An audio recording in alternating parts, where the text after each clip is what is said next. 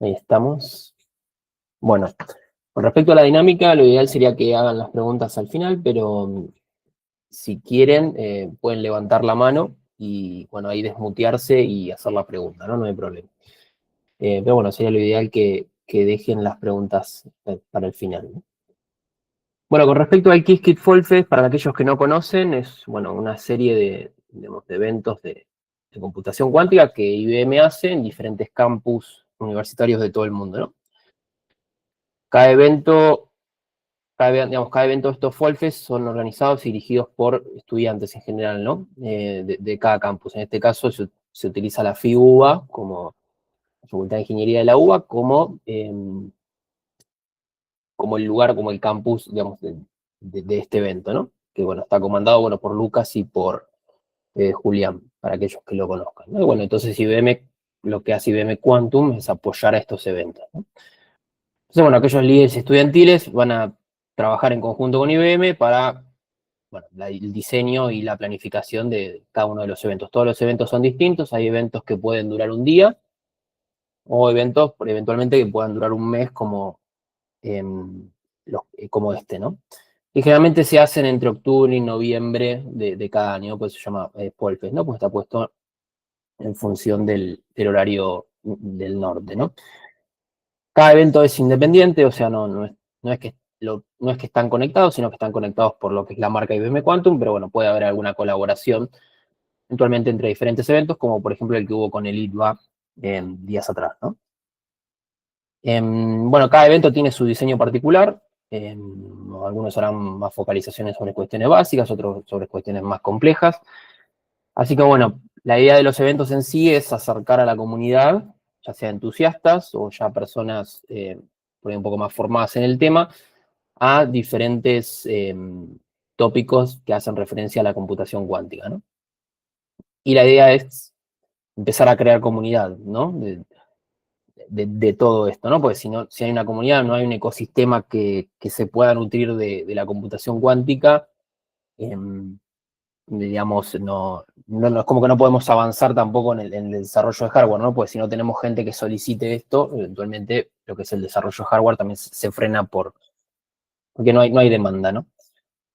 Bueno, con respecto a mí, bueno, me llamo Pablo Conte, soy argentino, tengo 37 años, soy ingeniero químico de la Universidad Nacional de Mar del Plata. Yo trabajé durante 10 años en YPF, eh, como ingeniero de reservorios, ingeniero de fractura. Ya en 2021, bueno, decido renunciar a la empresa, a partir del tiempo anterior me empiezo a dedicar a lo que es la programación y todo eso, bueno, y eventualmente salté a la inteligencia artificial y a la computación cuántica. También soy especialista en producción de petróleo y gas del ITBA, soy científico de datos por el Colegio de Matemáticas Bourbaki, está en México. Además, Master Science en Computación y Tecnologías Cuánticas de la Democritus University of Thrace en Grecia, y actualmente estoy haciendo el posgrado en Computación Cuántica en la Universidad de Patras. Bueno, algunos de los highlights míos: fui top voice de LinkedIn de algoritmos de inteligencia artificial en 2023, participé en muchos eventos de Qiskit 2023, 2024, 2025, lo que es la Qiskit Global Summer School. Tengo varios diplomas de QWorld, el Bronze, Silver, Nickel, no sé si conocen la asociación, es muy buena para aprender todos estos temas, también son muy buenos.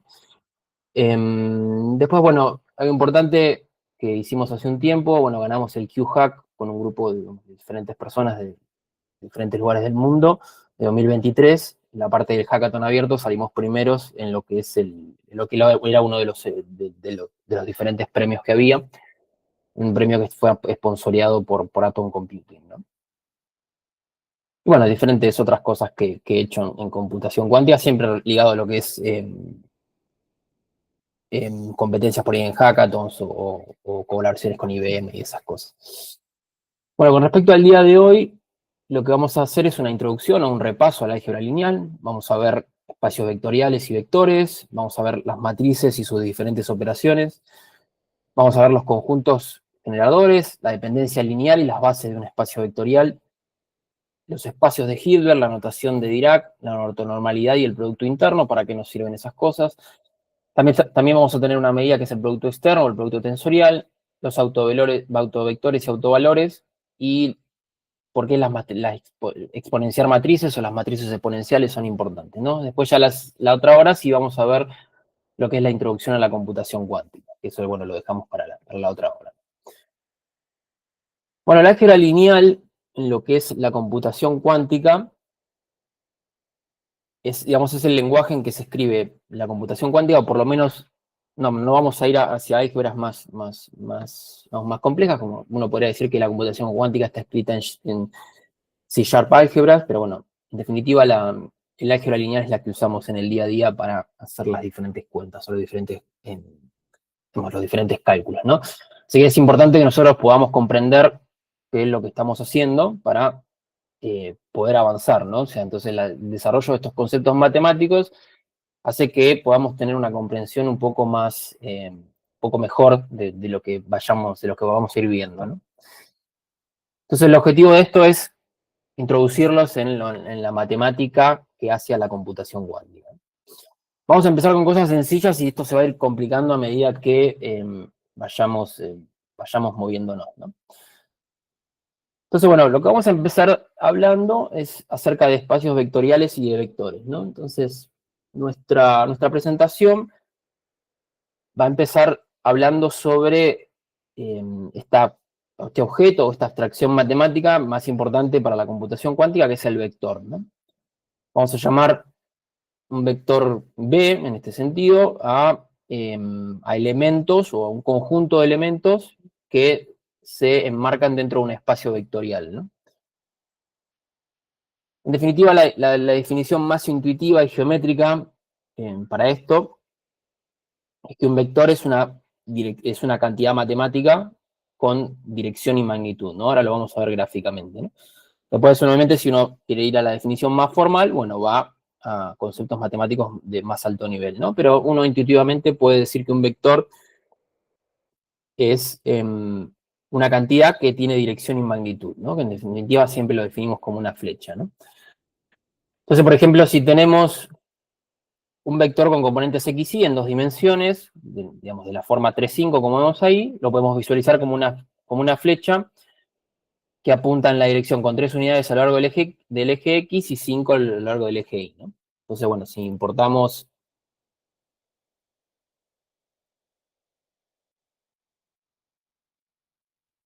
admitir a la gente, si importamos las librerías de Python, Matplotlib, vamos a poder graficar, por ejemplo, el vector 3,5, ¿no?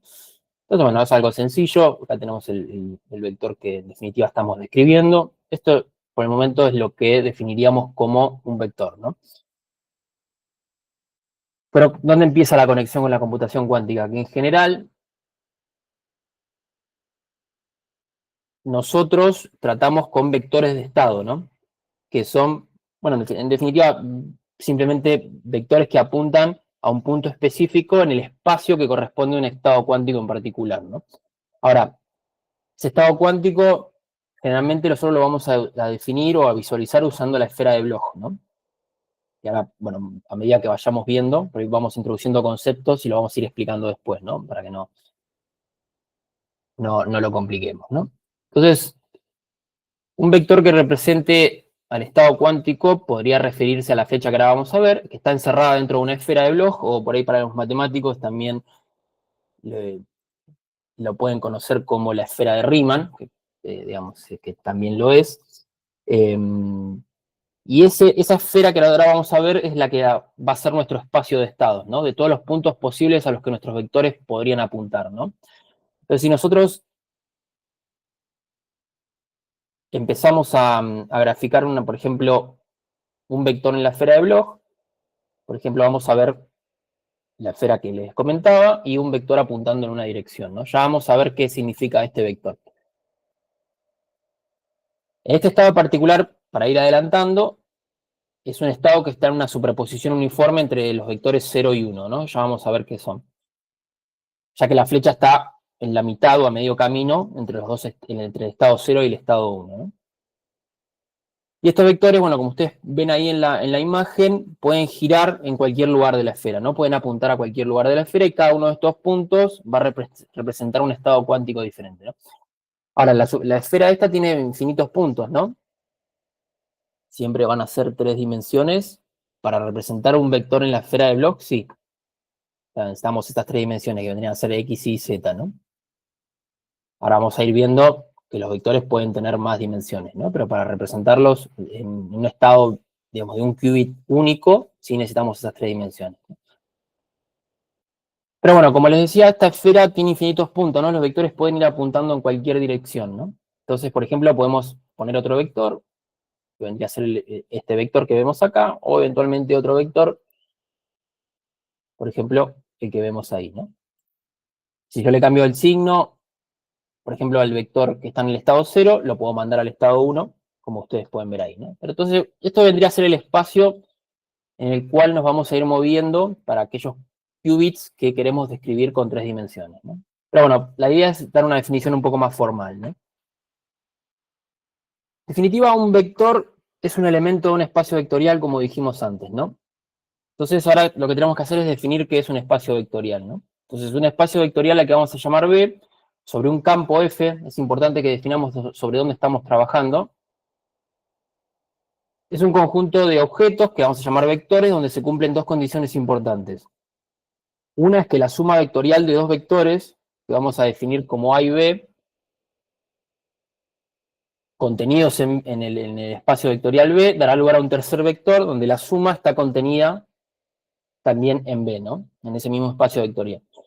Y la segunda condición es que la multiplicación escalar entre, vamos a llamar vectores A o B, contenidos en este espacio vectorial B, y un escalar que vamos a llamar n, que está contenido dentro del campo F, que veníamos definiendo antes, y ese producto va a estar dado por el producto escalar entre n y el vector A, también va a estar contenido dentro de B, ¿no?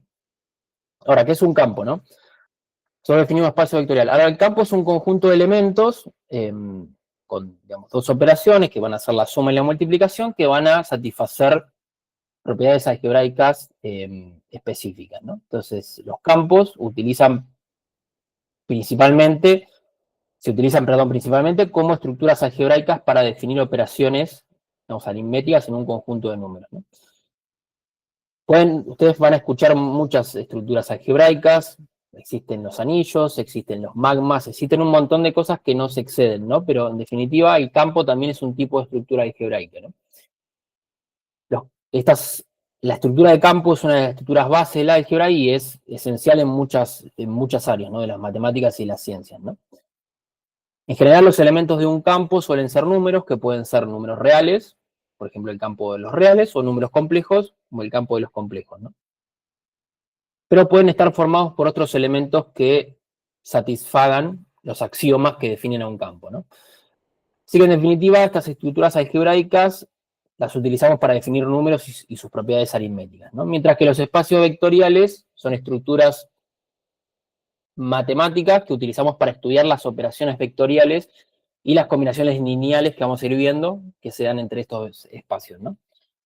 En general, los espacios vectoriales los vamos a definir sobre campos, no podríamos definirlos sin llamar a un campo, y las propiedades de este campo que nosotros elijamos van a influir en el comportamiento de los espacios vectoriales, ¿no? Entonces, vamos a ver un ejemplo básico, ¿no? Vamos a demostrar que el conjunto R cuadrado sobre el campo R es un espacio vectorial. Vamos a afirmar que si tenemos 2 vectores columna, que van a estar dados por los elementos x1 y 1 en un vector, y los elementos x2 y y2 en otro vector, la suma va a estar contenida dentro de R cuadrado, ¿no? En este caso es R cuadrado porque tenemos 2 dimensiones, ¿no? Si tuviéramos Rn, vamos a tener n dimensiones. Esto es evidente, ¿no? Ya que la suma de 2 números reales es también un número real, lo que hace que ambos componentes del vector, este vector nuevo recién formado, también sean números reales. Entonces, por definición, el vector también está contenido en R cuadrado, ¿no? Es una, digamos, demostración un poco simple, pero en definitiva, estos 2 vectores que nosotros tenemos acá en R cuadrado, si los sumamos y respetamos la adición como la conocemos, la suma de los 2 elementos va a estar contenida en R cuadrado también, ¿no? Entonces, bueno, si hacemos la suma de 2 vectores, eventualmente 3, 5 y 5, 9, ahí los podemos ver, la suma de los dos vectores nos da también contenida en el mismo espacio, ¿no? Ahora también, aquí vamos a afirmar que el producto entre un escalar y un vector también va a estar contenido dentro del espacio vectorial, ¿no? Para todo n dentro del campo R que habíamos definido, ¿no? Entonces, bueno, eso también es cierto, ya que el producto de un número real y otro número real es un número real, ¿no? Lo que hace que todo vector sea real y por lo tanto prueba esta afirmación, ¿no? Entonces, si nosotros multiplicamos el vector 3, 5 que habíamos definido por un número escalar, que vamos a decir 2, bueno, vamos a tener el vector original y sobre la misma dirección, ya que estamos aumentando su magnitud, va a estar contenido el vector, ¿no? Entonces, bueno, acá ya definimos todo lo que es un vector, ¿no? Ahora, lo que vamos a hacer es empezar a hablar de cómo los vectores y las matrices empiezan a operar. Pero primero tenemos que centralizar nuestra atención sobre lo que es una matriz, ¿no? Las matrices son objetos matemáticos que van a transformar vectores en otros vectores, ¿no? Entonces, por ejemplo, si yo quiero hacer la transformación lineal del vector B en el vector B', lo que voy a hacer es llamar a una matriz M, que lo que va a hacer es multiplicar al vector B para dar al nuevo vector B', ¿no? Entonces, en definitiva, estoy haciendo una transformación lineal, un mapeo lineal, también se le suele decir, entre el vector B y B', y para eso necesito una matriz M, ¿no? En general, las matrices se escriben como arreglos de números, los vectores también, pero bueno, vamos a aprovechar más dimensiones, con un aspecto similar al que ustedes ven ahí, ¿no? Entonces ahí tenemos una matriz de 3×3, donde tenemos diferentes elementos, ¿no? Podemos tener elementos reales y elementos complejos, ¿no? Entonces, bueno, lo que podemos hacer es aplicar una matriz a un vector realizando una multiplicación de matrices, ¿no? Y en general, la multiplicación de matrices entre dos matrices implica tomar la primera fila de la matriz y multiplicar cada elemento por su, vamos a decir, compañero en la primera columna de la segunda matriz. Ahora lo vamos a ver con cuentas, ¿no? Entonces, el primer número de la fila se multiplica por el primer número de la columna, segundo número de la fila se multiplica por el segundo número de la columna, así sucesivamente, ¿no? Entonces, la suma de estos nuevos números se va a convertir en el primer elemento de la primera fila de la nueva matriz, ¿no? Para completar el resto, seguimos en la misma lógica, ¿no? Entonces, bueno, después tomamos la segunda fila de la primera matriz y repetimos el proceso para cada columna de la segunda matriz para producir la segunda fila, ¿no? Entonces vamos a realizar este proceso hasta haber consumido todas las filas de la primera matriz que van a consumir todas las columnas de la segunda matriz. Por eso tienen que coincidir, ¿no? Entonces, nosotros, por ejemplo, tenemos la matriz, vamos a llamar matriz 1, que tiene los elementos 2, 0, 5, 1, y la matriz 2, que tiene los elementos -3, 1, 2 y 1. Entonces, en definitiva, ¿qué vamos a hacer? Vamos a agarrar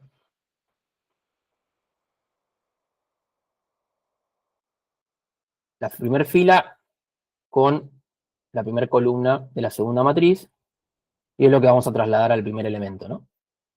Que vemos acá. Después vamos a hacer lo mismo con el primer elemento y la segunda fila, que es lo que vamos a trasladar acá. Y después vamos a empezar a consumir las filas. Cuando consumimos todas filas y columnas, consumimos todas las columnas de una misma fila, en este caso es la fila 1, esta es la columna 1 y la columna 2, vamos a pasar a la fila 2, y ahí empezamos a consumir todas las columnas que ya tenemos, ¿no? Y empezamos a generar los elementos de la nueva matriz, que al final nos va a quedar esta, ¿no? Entonces, para realizar cálculos cuánticos tenemos en general algún vector de estado cuántico que vamos a manipular aplicando una matriz a ese vector, ¿no? Un vector, como bien ya veníamos hablando, es simplemente una matriz de una sola columna, ¿no? También podríamos decir que, por ejemplo, un escalar es un tensor de orden 0, un vector es un tensor de orden 1, una matriz es un tensor de orden 2, y así ir aumentando el rango, ¿no? Pero bueno, ahí ya empezamos con un concepto, digamos, más nuevo, más abstracto, que es el tensor, ¿no? Pero bueno, en definitiva, lo importante acá es que el vector lo vamos a llamar como una matriz de una sola columna, ¿no? Entonces, bueno, respetando un poco la multiplicación que veníamos haciendo arriba, para aplicar una matriz a un vector, vamos a seguir el mismo procedimiento de multiplicación de matrices que veníamos viendo, ¿no? Entonces, yendo a lo que nos interesa, digamos, nosotros manipulamos qubits en nuestra computadora cuántica aplicando una serie de compuertas cuánticas, por ejemplo, ¿no? Vamos a ir introduciendo conceptos y eso van a empezar a aparecer cada vez más seguido, ¿no? Cada compuerta cuántica se puede expresar como una matriz que se puede aplicar a vectores de estado, ¿no? Cambiando así el estado. En definitiva, nosotros necesitamos la matriz para poder ir alterando los estados cuánticos. Entonces, por ejemplo, existe la matriz Pauli X, que vamos a mostrarla ahí, o la matriz X, que va a venir representada por los elementos que ustedes ven ahí, ¿no? Tenemos ceros en la diagonal y unos en las antidiagonales, ¿no? Esta compuerta lo que va a hacer es actuar de manera similar a la compuerta not lógica, ¿no? Lo que va a hacer es hacer lo que se conoce como un bit flip. Lo que va a hacer es voltear o flipear el estado cuántico. Entonces, por ejemplo, si yo tengo el estado cuántico 0 y le aplico la matriz X, lo voy a llevar al 1, y si tengo el estado cuántico 1 y aplico la matriz X, lo voy a llevar al estado 0, ¿no? Entonces, por ejemplo, vamos a escribir los dos estados básicos, digamos, de la computación cuántica como vectores columnas, ¿no? Tenemos el vector 0, el vector ket 0, que ahora vamos a ver qué es un ket, como 1 y 0, y el vector 1 como un vector 0 y 1, ¿no? Entonces, cuando nosotros aplicamos esta matriz que ustedes ven acá, la matriz Pauli X o Sigma X, entonces, por ejemplo, si la aplicamos sobre el vector 0, que ustedes ven acá, entonces hacemos el producto entre la matriz, digamos, X y el vector 0, tenemos que aplicar la misma lógica que seguíamos arriba, ¿no? Hacer filas por columnas, ¿no? Acá tenemos una sola columna, entonces va a ser más sencillo, ¿no? Porque agotamos las filas contra una sola columna, ¿no? Y después pasamos a la segunda fila y hacemos lo mismo, ¿no? Y esto es lo que ustedes ven acá, ¿no? Entonces, si ustedes hacen las cuentas, van a llegar a que el estado 0 termina transformándose en el estado 1, ¿no? Entonces partimos de este estado y lo terminamos llevando a este, ¿no? Simplemente haciendo una operación de, digamos, de matrices, ¿no? Todavía no estamos en sí hablando de computación cuántica, simplemente estamos adelantándonos a lo que podría ser el uso de una compuerta. Pero lo que interesa acá es, digamos, la cuenta matricial que estamos haciendo, ¿no? Nosotros tenemos un vector al cual le aplicamos una matriz y nos da otro estado, ¿no? En este caso estamos usando la base computacional de la computación cuántica, que son el 0 y el 1, ¿no? Los vectores 0 y 1. Pero acá lo que importa es que yo tengo un vector definido de manera X, le aplico una matriz y lo llevo a otro estado, ¿no? O a otro vector. Eso es una de las operaciones que, digamos, más nos va a importar, ¿no? Podemos hacer lo mismo con el estado 1. Si yo al estado 1 le aplico la matriz X, nuevamente, como vemos acá, y hacemos las operaciones que veníamos comentando antes, consumo filas y columnas y termino llevando al estado 1 al estado 0, ¿no? Entonces fíjense cómo se conoce como esto como un bit flip, ¿no? Cambia el estado original cuántico 0 al estado 1 y el estado 1 al estado 0, ¿no?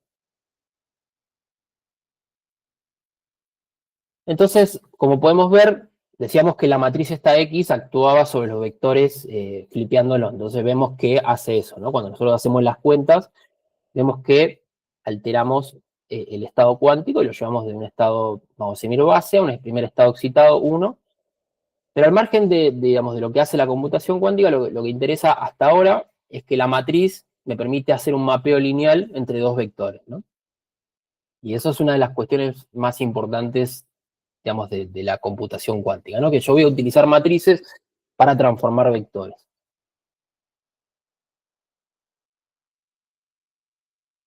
Una vez dicho esto, tenemos que empezar a ver cómo clasificamos estas matrices, ¿no? Entonces, dentro de la computación cuántica, vamos a encontrar dos tipos de matrices en general. Las matrices hermitianas y las matrices unitarias, ¿no? Hermitianas o hermíticas también se le pueden decir. El primer concepto, por ahí es más, el de matrices hermíticas o hermitianas, es mucho más importante lo que es mecánica cuántica. pero también necesitamos discutirlo en las aplicaciones de la computación cuántica, ¿no? Después el segundo concepto es crítico y es incomparable, digamos, de incomparable importancia, tanto en la mecánica cuántica como en la computación cuántica, ya vamos a ver por qué. Si quitáramos el concepto unitario, si quitáramos uno de los dos conceptos en computación cuántica, y perderíamos un poco de, digamos, de visión de lo que está pasando, es el concepto de unitario, ¿no? ¿Por qué? Porque vamos a ver qué es lo importante de una matriz unitaria, ¿no? Así que lo primero importante acá es que si ustedes son nuevos en la computación cuántica, es el concepto más importante que tenemos que tener en cuenta es el de la matriz unitaria. Ya que estas matrices van a ser fundamentales porque tienen un papel casi central en la computación. Porque lo que van a hacer es asegurar que las computadoras cuánticas se realicen de manera coherente y puedan revertirse, ¿no? Los cálculos. Que es justamente esto es el pilar de los algoritmos cuánticos, como van a ver en charlas subsiguientes, ¿no? Y los circuitos cuánticos. Ya van a ver que digamos, cuando ustedes hagan cuentas o algoritmos cuánticos, van a ver que pueden revertir un estado y llevarlo al estado original, ¿no? Pero bueno, eso viene dado por la ecuación de Schrödinger, que después lo vamos a ver, antes de que ustedes hagan una medición, ¿no? Entonces, si bien las matrices hermitianas o hermíticas son significativas para comprender la mecánica cuántica, el concepto de las matrices unitarias es el que tenemos que priorizar al aprender sobre computación cuántica, ¿no? Si ustedes tienen una visión un poco más abstracta y quieren ir hacia los conceptos de más mecánico-cuánticos, ahí las matrices hermíticas sí entran con una importancia muy importante. Perdón, con una importancia muy significativa. Vamos a empezar a hablar de las matrices hermíticas. Una matriz hermítica es simplemente una matriz que es igual a su traspuesta conjugada, ¿no? Que va a venir denotada con el símbolo de una daga, ¿no? Vamos a llamar dagger en inglés. Entonces, ¿qué significa esto? Que tenemos que invertir el signo de las componentes imaginarias y lo que después tenemos que hacer es reflejar sus entradas a lo largo de la diagonal principal, ¿no? De la esquina superior hacia la esquina inferior derecha, ¿no? Entonces, damos lugar a una matriz igual con la que comenzamos, ¿no? Entonces, por ejemplo, nosotros tenemos la matriz Pauli o la matriz I, que vamos a ver más adelante, que se utiliza mucho en computación cuántica. Esta matriz es hermitiana. ¿Por qué? Porque si ustedes agarran la matriz original, que es una matriz 0 menos I y I 0, y la transponen y le cambian, o sea, básicamente hacen la traspuesta conjugada de esta matriz, vuelven a obtener la matriz original, ¿no? Entonces, si ustedes cambian los lugares de las unidades complejas, que son I menos I, a medida que reflejan a partir de la diagonal principal, o sea, lo que están haciendo es parte del primer elemento, la reflejan, los ceros permanecen sin cambios y al invertir el signo de la I vuelven a llegar a la matriz original, ¿no? Entonces, eso es lo principal de las matrices hermitianas, o hermíticas, que significa que ustedes tienen una matriz que si se comporta de esta manera, esa matriz va a ser igual a su traspuesta conjugada, en definitiva. Es lo más importante que tienen que recordar. Después, bueno, sí, empezamos a hablar de las matrices unitarias. Una matriz unitaria es algo similar. Vamos a indagar un poco sobre estos conceptos, de por qué son similares. Bueno, en caso específico es una matriz tal que la matriz inversa de la misma, o sea, cuando yo invierto la matriz que tengo originalmente, es igual a la traspuesta conjugada de la matriz original, ¿no? La inversa de una matriz, que vamos a llamar A, la vamos a definir como A a la menos 1, ¿no? O la vamos a escribir de esta manera para decir que es la matriz inversa, ¿no?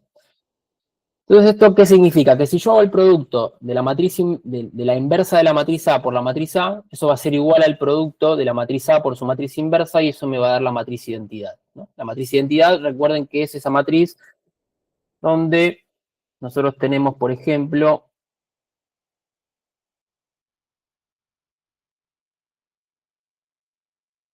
si yo la matriz voy a escribir sobre la matriz identidad, recuerden que es, por ejemplo, si yo tengo dos dimensiones, es la matriz que tiene unos en la diagonal y ceros en todos los otros elementos, ¿no? Entonces esto voy a decir que es la matriz identidad, ¿no? Entonces si yo multiplico a su inversa por la matriz A, eso tiene que ser igual a la matriz A por el producto de su inversa, y eso me tiene que dar la matriz identidad, ¿no?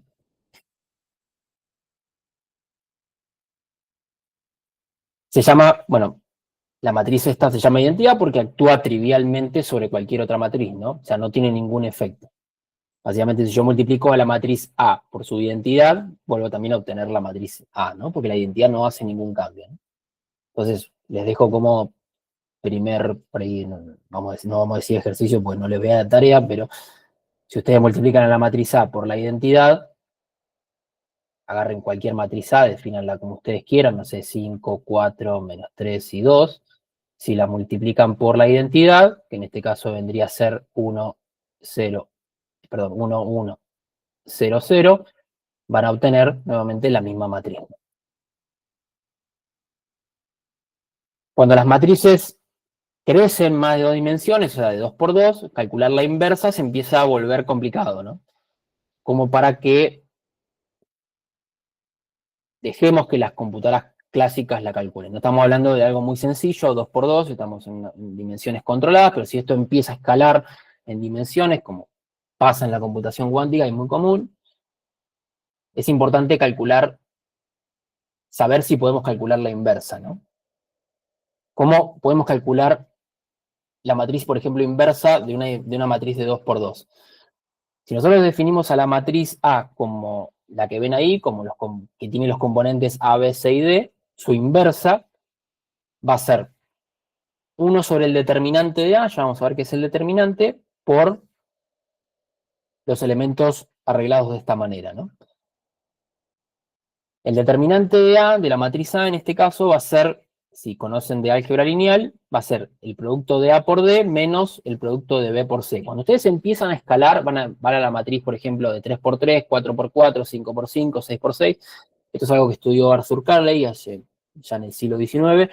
Él empezó a ver que a medida que crecía digamos, las unidades o los rangos de las matrices, se empezaba a explotar el cálculo determinante, ¿no? Se empezaba a hacer muy complicado, ¿no? Entonces, acá parece muy sencillo, ¿no? Calcular el determinante de la matriz A. Pero cuando ustedes empiezan a escalar en dimensiones, eso se empieza a volver muy complejo, ¿no? Ahora, más allá de que el concepto de inverso sea importante, calcular las matrices inversas rara vez tiene importancia en la computación cuántica, más allá de que es un concepto matemático importante que tienen que conocer. Ahora, dado que la mayoría de las matrices que nosotros vamos a utilizar son unitarias, podemos suponer que la inversa también está dada simplemente tomando la traspuesta conjugada, ¿no? Vamos a ver un ejemplo básico. Nosotros, por ejemplo, tenemos la matriz Pauli, que va a ser una de las matrices que utilicemos, o la matriz I, que además de ser hermítica o hermitiana, también es unitaria. Primero, es igual a su traspuesta conjugada, que también es igual a su inversa, ¿no? Entonces, por lo tanto, la matriz Pauli es su propia inversa, ¿no?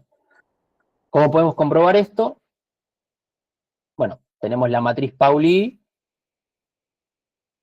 la tenemos acá definida, podemos calcular su traspuesta conjugada, que es la misma, que ya lo sabíamos. Entonces, si multiplicamos la traspuesta conjugada por la matriz I y hacemos todas las cuentas, vemos que llegamos a la matriz identidad, ¿no? Entonces, estamos respetando lo que dijimos arriba, ¿no?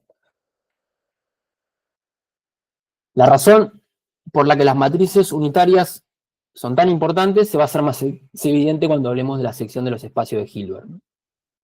Pero bueno, la idea básica es que la evolución de un estado cuántico, mediante la aplicación de una matriz unitaria, esto es muy importante, es una de las cosas que tienen que tener en la cabeza, siempre, es que va a preservar la norma, la magnitud del estado cuántico. Eso lo vamos a ver en los espacios de Hitler, pero esto, ya grábenselo. La matriz unitaria lo que hace es preservar la norma o la magnitud de un estado cuántico. ¿Cómo venimos? ¿Bien? ¿Vamos bien? Dedito para arriba o dedito para abajo. Ahí hay un par de preguntas, ¿no? ¿O estamos bien? Si quieren, vayan dejando las preguntas en el chat.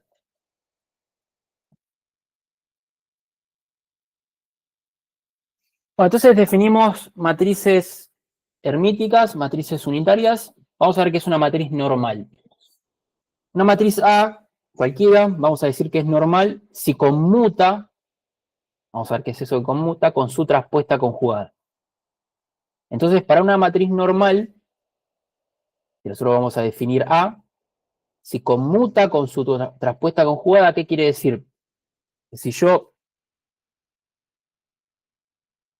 hago el producto de la matriz A por su traspuesta conjugada, esto me tiene que dar igual al producto de la traspuesta conjugada por la matriz A, ¿no? O sea, de la traspuesta conjugada de A por A. ¿Esto qué quiere decir? Que si yo también lo puedo expresar de esta manera, ¿no? O sea, que el producto de A por la traspuesta conjugada de A menos el producto de la traspuesta conjugada de A por A me tiene que dar igual a 0, ¿no? Eso quiere decir que conmutan. Cuando este producto es distinto de 0, quiere decir que no puedo conmutar el producto de las matrices, ¿no? Esto que yo estoy mostrando acá va a tener, cuando el producto no da 0, cuando es distinto de 0, va a tener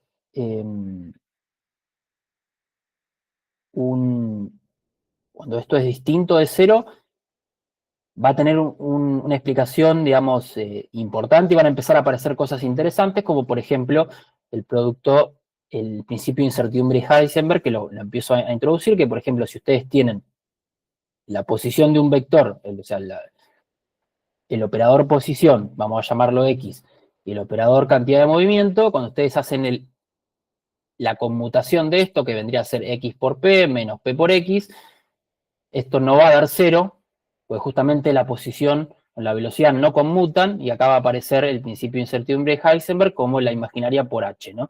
Entonces fíjense que les está diciendo que estos dos operadores matriciales, posición con velocidad o cantidad de movimiento, no conmutan, o sea que en definitiva su resta no da 0, y aparece una magnitud, ¿no? Tiene que ser mayor, ¿no? Aparece una magnitud, ¿no? Entonces, si aparece una magnitud, quiere decir que esos dos operadores no van a conmutar y eso va a empezar a arrojar propiedades muy importantes en lo que es el desarrollo de la mecánica cuántica, ¿no? Eso simplemente para introducir el tema de la conmutación, ¿no? ¿Cuáles son propiedades interesantes de las matrices normales? Es que una matriz hermítica A es naturalmente una matriz normal, ya que para matrices hermíticas o hermitianas con A igual a su traspuesta conjugada, entonces por lo tanto la relación de A por su traspuesta conjugada va a ser igual a la traspuesta conjugada de A por A, ¿no? Siempre va a ser cierta, ¿no? Sin embargo, una matriz normal no necesita ser hermítica, ¿no? O sea, está claro la diferencia, ¿no? O sea, una engloba a la otra, pero no, la otra no engloba a la hermítica, ¿no? Las matrices normales, algo importante de las matrices normales es que van a admitir una descomposición espectral, ¿no? Entonces, en la forma de descomposición espectral, nosotros podemos representar a la matriz normal A como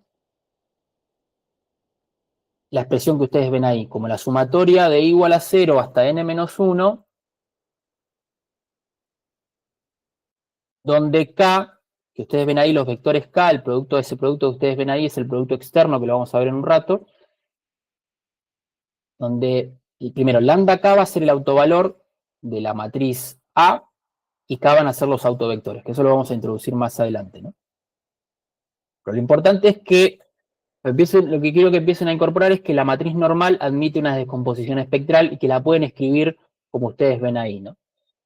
Entonces, en el campo de los operadores lineales, ustedes van a tener diferentes operadores lineales, como vamos a definirlo como un cuadrado gigante. Dentro de los operadores lineales van a tener los operadores normales, y dentro de los operadores normales van a tener los operadores hermíticos y los operadores unitarios. Eventualmente van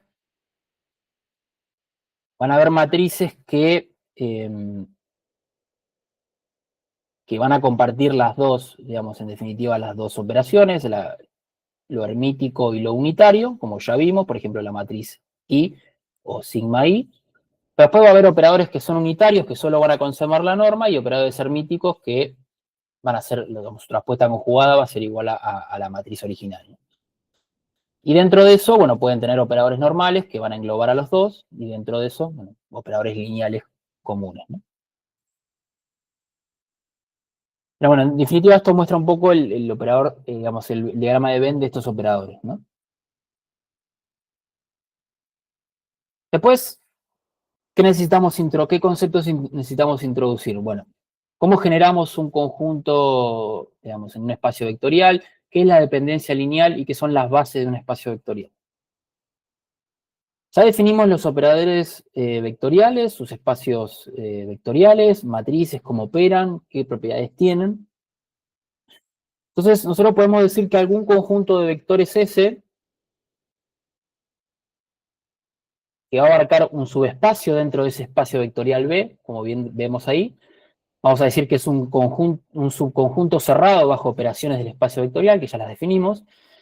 Podemos escribir cualquier vector en el espacio como una combinación lineal de vectores contenidos dentro del conjunto generador o conjunto de generación. Entonces, una combinación lineal de una colección de vectores, o de un conjunto de vectores que vamos a llamar B sub 1, B sub 2, B sub 3, B sub n, en un espacio vectorial sobre un campo F, que ya lo definimos, se define como una suma arbitraria de estos vectores, ¿no? Que por supuesto será otro vector que vamos a llamar B, por ejemplo, ¿no? Entonces, al vector B, nosotros lo podemos definir como un escalar por el vector B1, más un escalar F2 por el vector B2, más un escalar F3 por el vector B3, y así sucesivamente, ¿no? Entonces ese vector, en definitiva, lo vamos a expresar, entonces, si hacemos la sumatoria, como la sumatoria de un escalar por el vector que lo genera, ¿no? Por los diferentes vectores que lo generan, ¿no? Nosotros tenemos un conjunto de vectores B sub 1, B sub 2, B sub 3 y así sucesivamente. Ese vector va a tener asociado una magnitud escalar y si hacemos la suma, la sumatoria de todos esos vectores, vamos a poder generar el vector sub B. Esta expresión que ustedes ven ahí empieza a tener alguna relación con la descomposición espectral que veíamos arriba, ¿no? No es la misma, pero hay alguna relación, ¿no? Entonces, bueno, decíamos que este vector F, este escalar F1 es un elemento del campo F.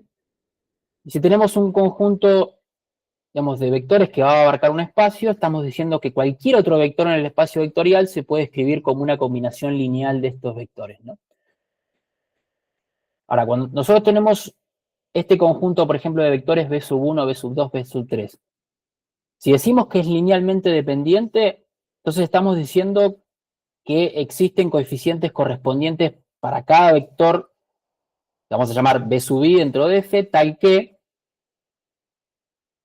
si yo sumo esos vectores con sus respectivos coeficientes, que esta vez no son F1, son unos coeficientes que nosotros decimos B1, B2, B3, si hacemos la sumatoria que nosotros veíamos arriba, esa sumatoria me va a dar 0, ¿no? Entonces, ¿qué es lo que estamos diciendo? Lo que tenemos que también asegurar es que al menos uno de los coeficientes de sub i sea distinto de 0, ¿no?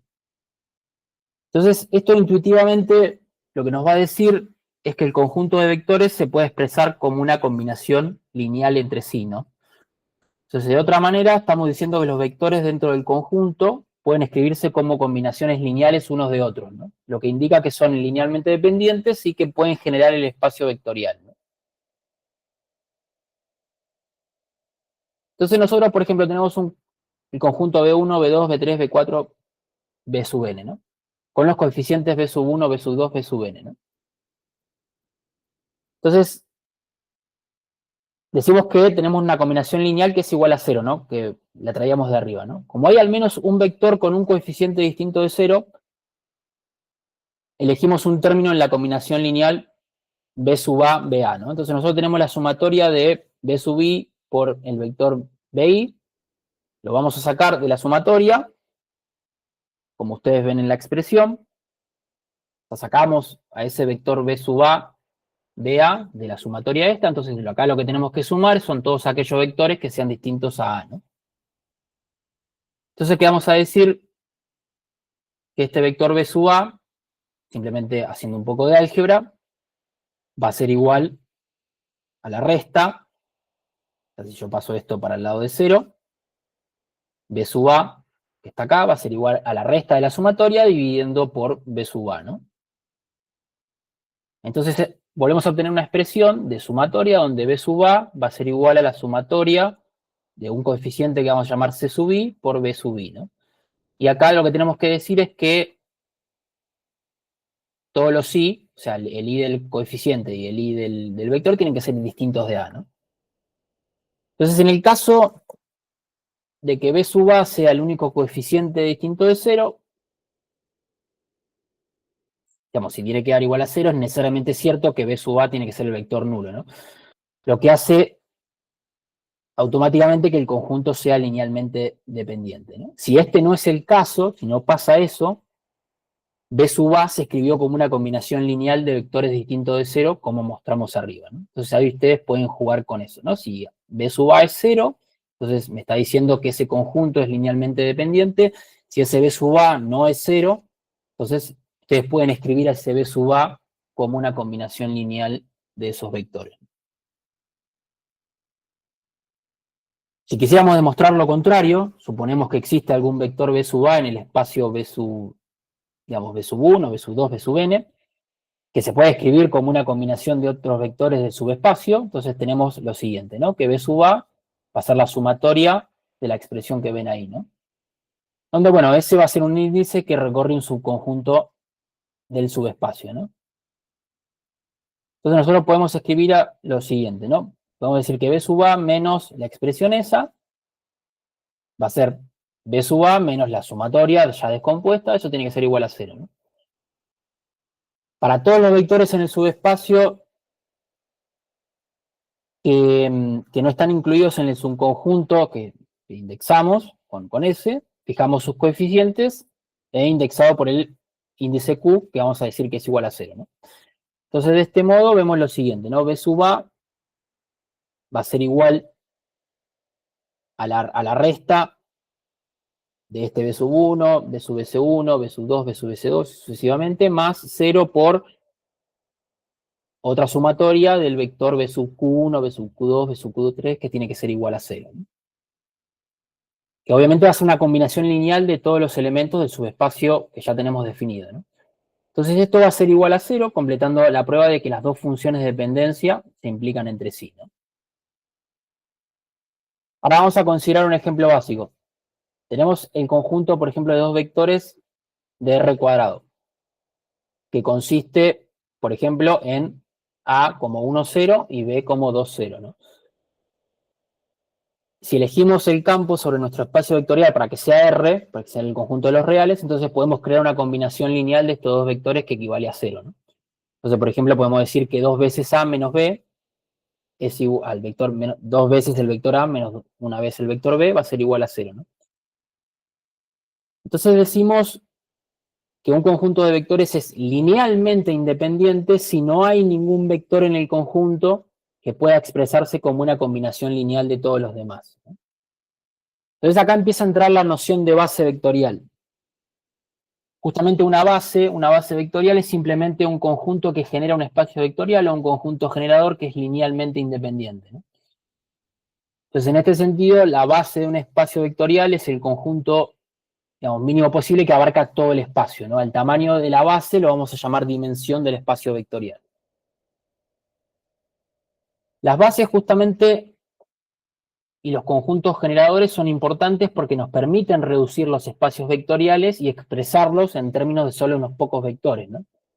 Entonces ahora empieza a tener sentido el vector 0 y el vector 1, ¿no? Que veníamos definiendo arriba. Porque esos vectores justamente son son la base computacional del espacio de 3 dimensiones, ¿no? Entonces yo con esos dos vectores puedo generar cualquier otro, digamos, de la fase de 2 dimensiones, puedo generar cualquier otro vector, ¿no?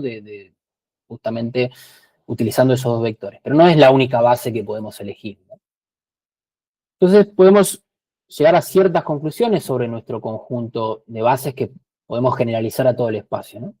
Simplemente porque sabemos que cada vector en el espacio es solo una combinación lineal de vectores base, ¿no?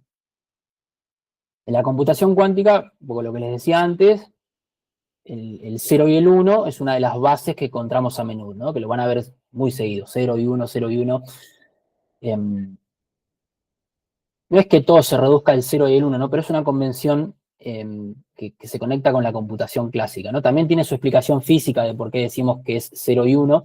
También los pueden ver como el estado G y el estado E, que significa que es el estado ground state o el estado base, y el E, que es como el estado E, que vendría a ser el primer estado excitado de algún sistema físico, ¿no?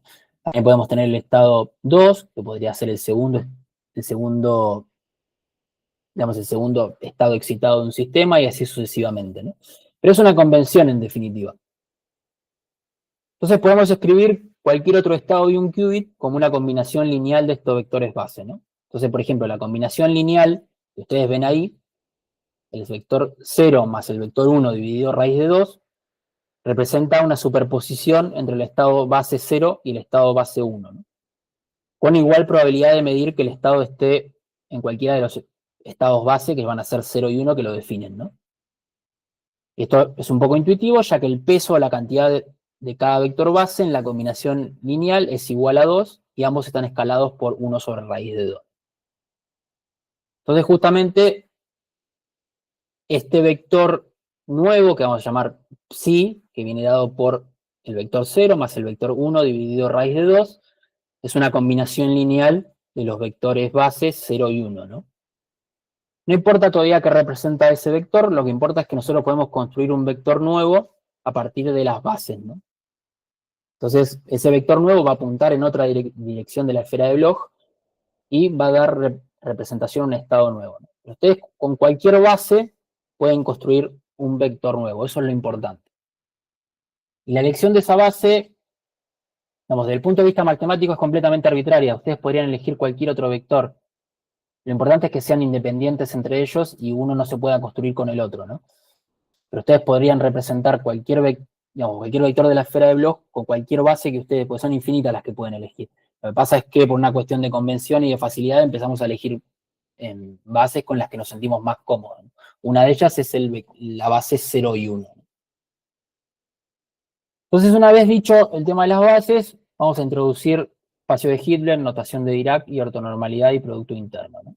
Después de esto hacemos una mini pausita, otra media hora y vamos cerrando. Los espacios de Hilbert son una de las construcciones más importantes también de la mecánica y de la computación, digamos, de las dos disciplinas, ¿no? De la mecánica cuántica y la computación cuántica. Vamos a decir que un espacio de Hilbert como es el espacio de estados en el que viven todos los vectores de estados cuánticos, ¿no? Que de algún modo lo podemos pensar que es una generalización del espacio euclidiano, ¿no? La principal diferencia entre un espacio de Hilbert y cualquier otro espacio vectorial aleatorio es que un espacio de Hilbert está equipado con un producto interno, que ya vamos a ver qué es. El producto interno le sirve para medir el espacio, en definitiva, para decir, bueno, entre dos vectores hay una distancia, ¿no? El concepto de distancia, o digamos, lo que es measure theory en matemáticas es muy importante, pues en definitiva le sirve para poder medir los espacios, ¿no? Pero en definitiva, un producto interno es una operación que se puede realizar entre dos vectores que devuelve un escalar. Ya lo vamos a ver. Y en nuestro contexto de la computación cuántica, el producto interno entre dos vectores va a devolver una cantidad escalar que va a representar la cantidad en la que el primer vector se encuentra a lo largo del segundo vector.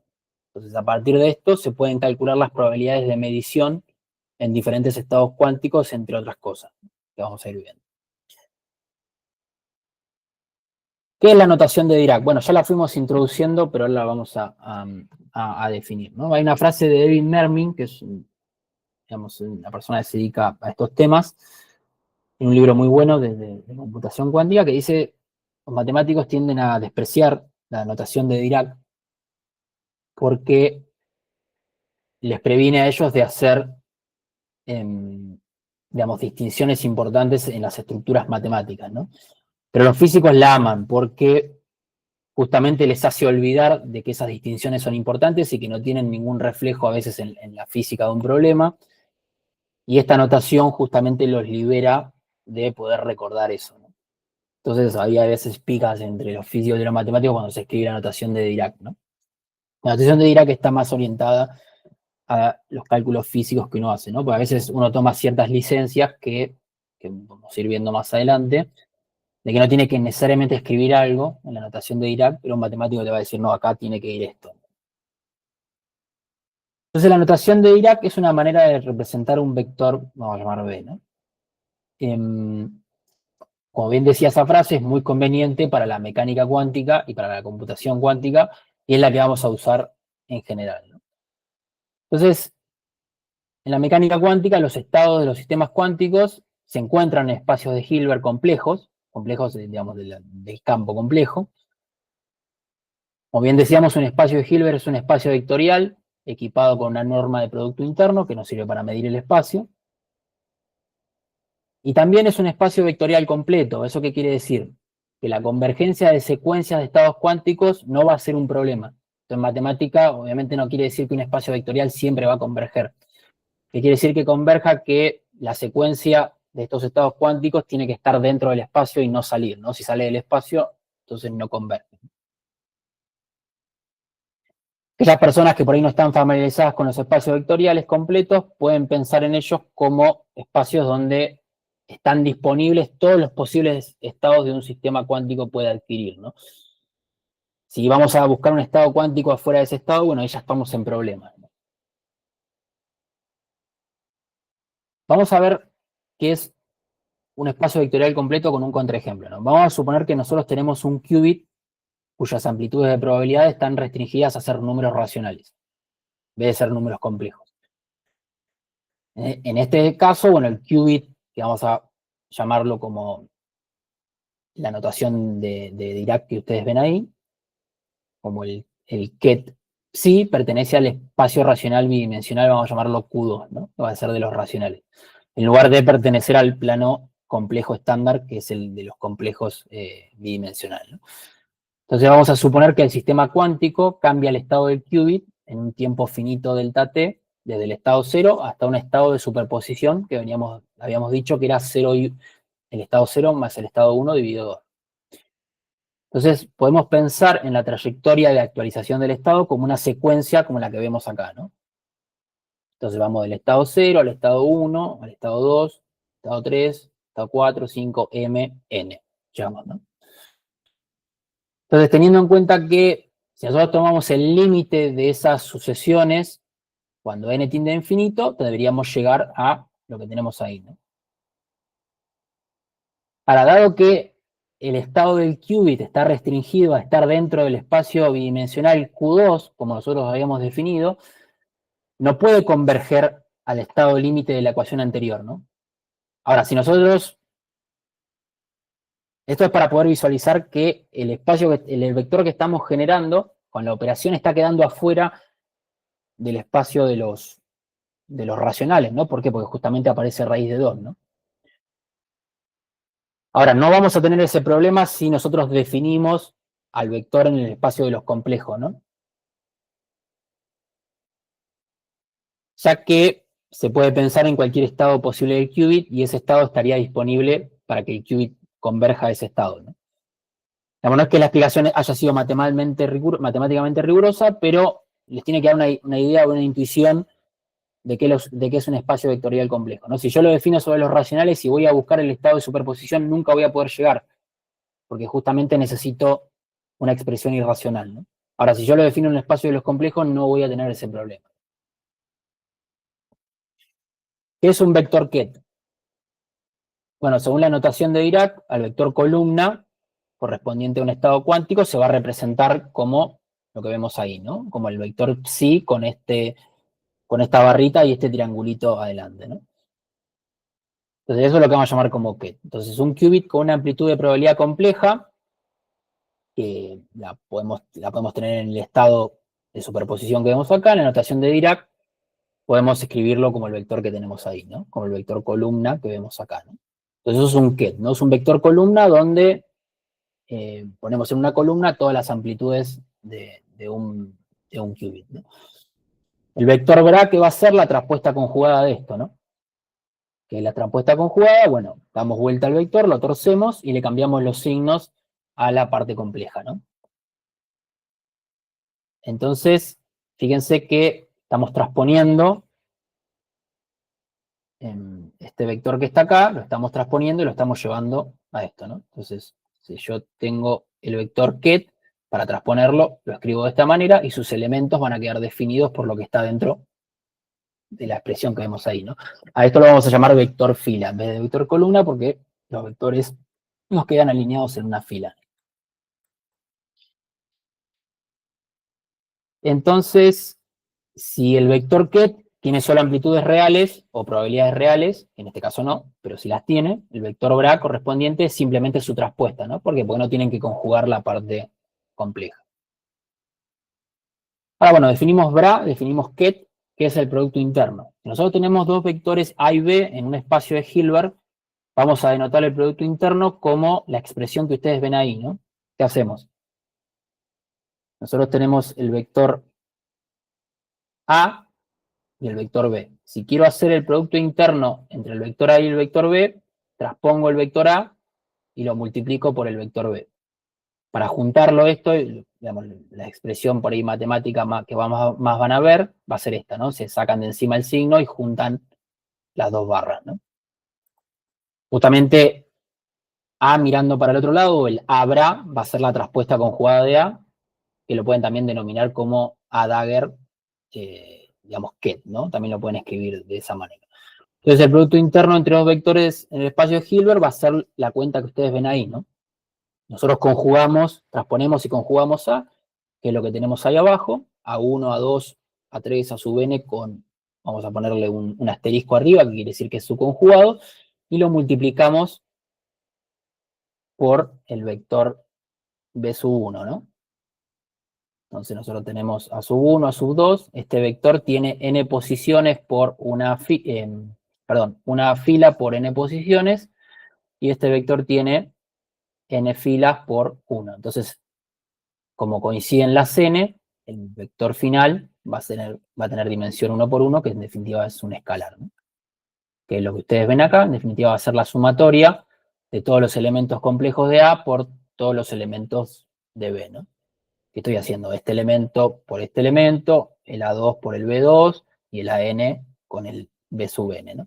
Entonces, es la expresión que tenemos acá, y si juntamos eso en una sumatoria, llegamos a esto, ¿no? Esto es una de las cosas más importantes para que un espacio de Hilbert represente un sistema cuántico. Justamente tenemos que extraer de esto es que el producto interno de un vector consigo mismo tiene que ser igual a 1, ¿no? Esto justamente es lo que vamos a llamar como la condición de normalización, que lo que va a hacer es establecer que la longitud del vector al cuadrado, o sea, cada componente del vector se eleva al cuadrado porque es del mismo y se suma, por definición, obviamente el producto interno debe ser igual a 1, ¿no? Entonces el significado físico de esto es que la longitud de un vector en una dirección particular es representativa de la amplitud de probabilidad del sistema cuántico con respecto a la medición en ese estado particular, ¿no? Eso fue una de las cosas que Max Born en los años 20 sacó a la luz, ¿no? Obviamente la probabilidad de que el sistema cuántico se mida en el estado en el que siempre debe ser 1, o sea, no podemos tener mayor o menor que 1. Después de todo, obviamente la suma de las probabilidades de encontrar el sistema cuántico en cualquier estado particular debe ser igual a eso, ¿no? Entonces, por ejemplo, si nosotros tenemos, vamos a suponer la esfera de Bloch que veníamos viendo arriba, ¿no? Esta que tenemos acá.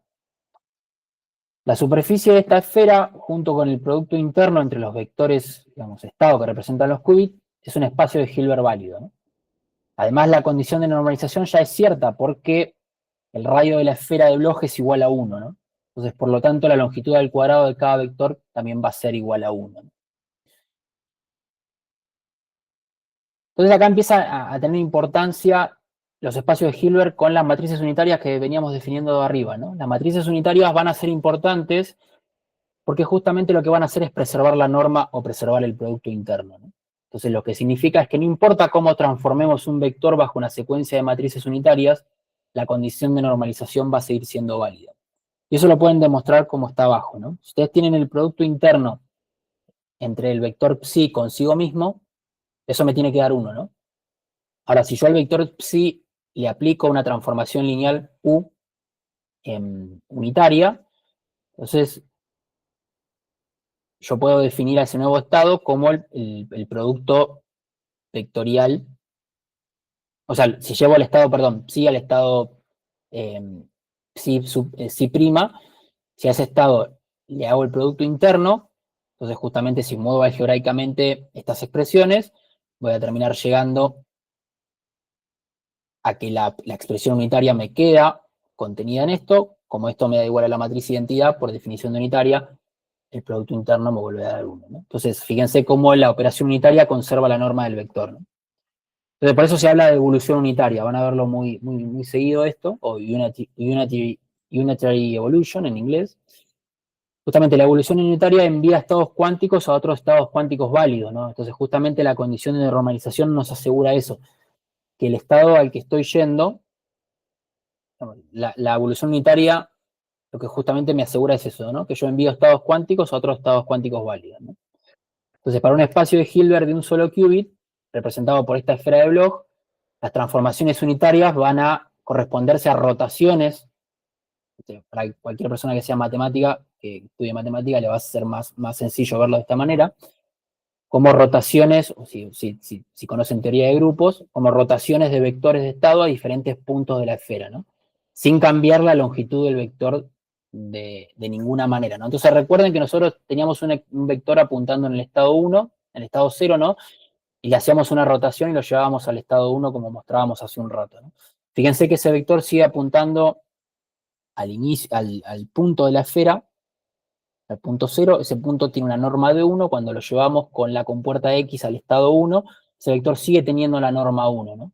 No cambia, es una operación unitaria, no cambia la norma del vector.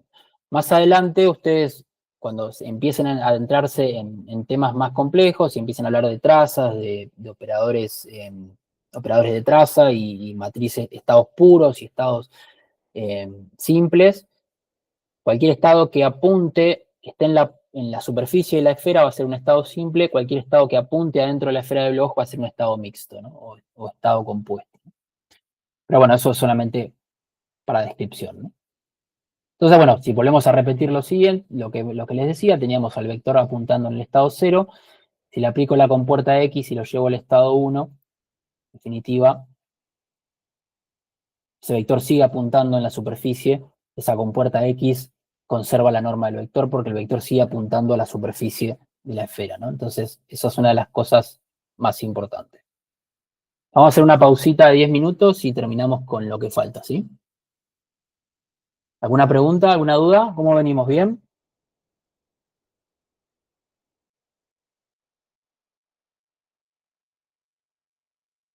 ¿Estamos aprendiendo algo? Si no estamos aprendiendo, no pasa nada. Tienen tiempo. Lo importante es que nos empecemos a adecuar a los conceptos, ¿no? Porque después, cuando empecemos a ver temas más complejos, cuando venga, por ejemplo, Claudia y les hable de algoritmos cuánticos, vamos a usar muchas de estas cosas, ¿no? Entonces, pero lo importante es que empiecen a quedarse con esos conceptos que por ahí les marco en negrita, ¿no? Que es importante. Bueno, son y 10 y 20 los vuelvo a ver, ¿sí?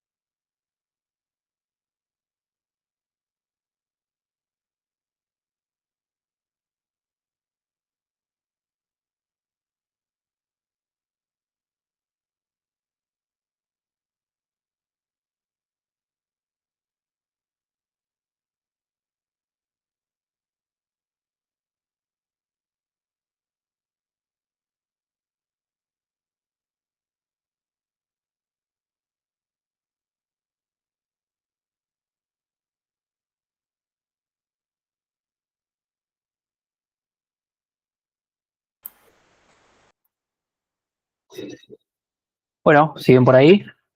O ya se cansaron. Bueno, genial.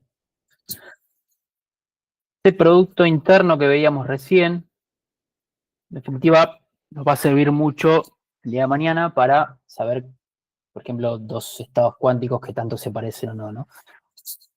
O si los puedo distinguir uno del otro, ¿no? Eso es digamos, una rama que está muy buena, que es saber distinguir si dos estados cuánticos se parecen o no. Todo es algo por ahí un poco similar. Si alguno de ustedes trabaja en inteligencia artificial eh, y trabajan con agentes, hay una técnica que se llama Retrieval Augmented Generation o RAG, en la cual ustedes vectorizan información, la mandan a una base de datos, le dan un prompt al agente, el agente vectoriza el prompt. Entonces, en definitiva, se fija en la base de datos por la medida del coseno, si esos vectores se parecen, ¿no? Entonces, con lo que más se le parece a esa base de datos, devuelve la información. Eso lo hacen en general para no reentrenar todo un modelo de inteligencia artificial, ¿no? Que salen carísimo. Entonces, vos podés, en definitiva, seguir usando el mismo agente, como lo haces con la medida del coseno, ¿no? Que en definitiva es similar al producto interno, ¿no? Entonces, como yo puedo saber qué se le parece a la base de datos, también podría saber eventualmente si los estados cuánticos se parecen o no. Eso es muy importante, digamos, cuando ustedes siguen estudiando el día de mañana, poder diferenciar estados cuánticos, ¿no? Entonces, bueno, ya veíamos el producto interno. Ahora, ¿qué es la ortonormalidad, no?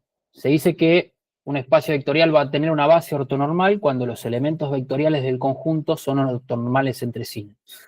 Entonces yo tengo un conjunto de vectores base, ya son base, no son conjuntos de vectores cualquiera, que van a ser psi-1, psi-2, o el ket psi-1, ket psi-2, así sucesivamente hasta ket psi-n. Se dice que forman una base ortonormal si se cumple lo siguiente, ¿no? Si cada elemento, por ejemplo, el elemento i, o sea, el vector psi-i con el vector psi-j, si hago el producto interno i, eso me da un delta, ¿no? Un delta sub i, vamos a llamar. Ese delta sub i lo vamos a llamar como delta de Kronecker, que seguramente deben haberlo escuchado así, y sus propiedades son las siguientes, ¿no? Ese delta sub i va a ser cero siempre y cuando, o si i sea distinto de j, y va a ser 1 si i es igual a j, ¿no? Entonces, en definitiva, estamos jugando con el producto interno, ¿no? Si esos elementos, cuando tengo dos elementos distintos, me da 0, y cuando tengo los elementos son iguales me da 1, entonces vamos a decir que esa base es ortonormal. Obviamente que no necesitamos citar explícitamente la propiedad de independencia lineal como condición de base ortonormal, ya que, digamos, la ortonormalidad de estos vectores va a garantizar siempre la independencia lineal, ¿no? De estos vectores. En la mecánica cuántica y en la computación cuántica, en general siempre vamos a representar los estados cuánticos en los espacios Hilbert con bases ortonormales, ¿no? 0 y 1, los vectores 0 y 1 es una base ortonormal, ¿no? Entre ellos, ustedes hacen el producto interno entre el 0 y el 1, van a llegar a que el producto interno le va a dar 0, ¿no? Entonces, eventualmente esos vectores no tienen razón, no, son, digamos, perpendiculares, ¿no? Viéndolo geométricamente. Entonces ya definimos el producto interno, ahora tenemos que ir a buscar otros productos que también vamos a usar mucho y son muy comunes en la mecánica cuántica, es el producto externo y los productos tensoriales. Entonces, posiblemente vean también del producto punto, ¿no? El producto punto y el producto interno se parecen, pero bueno, el producto interno es una generalización del producto punto, ¿no? Tratemos no confundir esas cosas. Pues bueno, el producto interno es más general y sirve para medir un espacio, ¿no? En definitiva, el producto punto solo trabaja con vectores. Entonces, los productos internos no van a ser la única manera de multiplicar vectores, ya que si nosotros, por ejemplo, alteramos el orden del Bray y el Ket, en definitiva, el producto interno también lo podemos decir como producto bracket, ¿no? Porque tenemos un Bray y un Ket y los multiplicamos, digamos como que parece un triangulito que estamos cerrando, ¿no? Ahora, si nosotros los alteramos, ponemos el A, lo ponemos que está en un bra, lo ponemos en un ket, y el B lo ponemos en un bra, ahí tenemos el producto externo, ¿no? Ahora el resultado, en vez de ser un escalar, va a ser una matriz. Entonces, si nosotros tenemos dos vectores A y B en un espacio de Hilbert, el producto exterior o producto externo va a venir dado por la expresión que vemos acá, ¿no? El ket A se va a multiplicar con el bra B, ¿no? Entonces ahora A va a ser el vector columna original y el vector B va a ser el vector fila con los elementos compuestos conjugados, ¿no? Entonces ahora yo estoy multiplicando una matriz, un vector que tiene dimensiones, tiene n filas, esto tiene n filas por una sola columna, ¿no? Y esto tiene una fila por n columnas, ¿no? Entonces, como las columnas del primer producto coinciden con las filas del segundo, entonces mi resultado va a ser una matriz de n por n, ¿no? Entonces, y bueno, viene dada por las expresiones, es el primer elemento de A por el primer elemento de B conjugado, el primer elemento de A por el segundo de B conjugado, y así sucesivamente completamos fila, y así vamos completando todas las filas para toda la matriz, ¿no? Entonces, los productos externos nos brindan una manera de representar compuestas cuánticas, por ejemplo, con brackets, ¿no? En lugar de matrices. Por ejemplo, tenemos la compuerta Pauli X o la compuerta X. Entonces nosotros podemos representar esa compuerta como la suma del producto externo entre 0 y 1 más el producto externo de 1 por 0, ¿no? Si ustedes hacen esas cuentas, si ustedes tienen el vector 0 y el vector 1, hacen el primer producto externo como lo ven acá, el segundo producto externo como lo ven acá, si suman esas dos matrices van a llegar a la matriz X, ¿no? Estas dos matrices internas que ven acá también tienen una representación en mecánica cuántica. Si las estudian, eventualmente van a encontrar que sirven para muchas cosas, ¿no? El producto exterior es, de hecho, un ejemplo específico del producto tensorial, ¿no? Que es más general y es utilizado para multiplicar espacios vectoriales. En la mayoría de los casos, lo que vamos a ver es que el producto tensorial utilizado para describir el estado, vamos a ver que el producto tensorial lo utilizamos para describir el estado compartido de dos o más qubits, ¿no? Lo que observamos acá es que el producto tensorial no requiere tomar una transposición conjugada del vector como lo hace el producto externo, ¿no? Estamos multiplicando dos kets en lugar de un ket y un bra, ¿no? Entonces, por ejemplo, si yo tengo dos vectores A y B, vemos acá, si escribimos el producto tensorial entre estos dos vectores, o de esta manera, como lo vemos acá, en conjunto A y B, lo que vamos a ver es lo siguiente, ¿no? Nosotros tenemos el vector A y el vector B. El producto tensorial va a venir dado por esta expresión que está acá, ¿no? Entonces yo tengo el vector columna A y el vector columna B. Fíjense que no los transpuse ni nada, siguen siendo los vectores originales, ¿no? Como es el producto tensorial, agarro el primer elemento, lo pongo en la primera posición y después lo multiplico por todo el vector B. Agarro el segundo elemento, lo llevo a la primera posición y lo multiplico nuevamente por todo el vector B, y así sucesivamente. Entonces fíjense que termino teniendo un vector mucho más largo, ¿no? De los originales que tenía, ¿no? Para empezar a introducir con lo que van a ver en Qiskit, ustedes, por ejemplo, van a ver que, por ejemplo, ustedes pueden tener el estado 0,1, ¿no? Ustedes tienen acá dos qubits. Esto es lo mismo que escribir el estado 0, producto tensorial, el estado 1, ¿no? Si, por ejemplo, ustedes tienen 0, 0, 0, 0, 0, 1, por ejemplo, esto es lo mismo que escribir el estado 0 una vez, por el estado 0, por el estado 0, por el estado 0, nuevamente, por el estado 0, por el estado 1. Entonces, ¿por qué se escribe de esta manera? Obviamente es una manera comprimida de escribir el producto tensorial, ¿no? Pero ustedes en definitiva están representando un estado cuántico con todos estos elementos en cada qubit de esta manera, ¿no? Están haciendo un producto tensorial internamente. Entonces por eso es importante el producto tensorial, entre otras cosas, ¿no?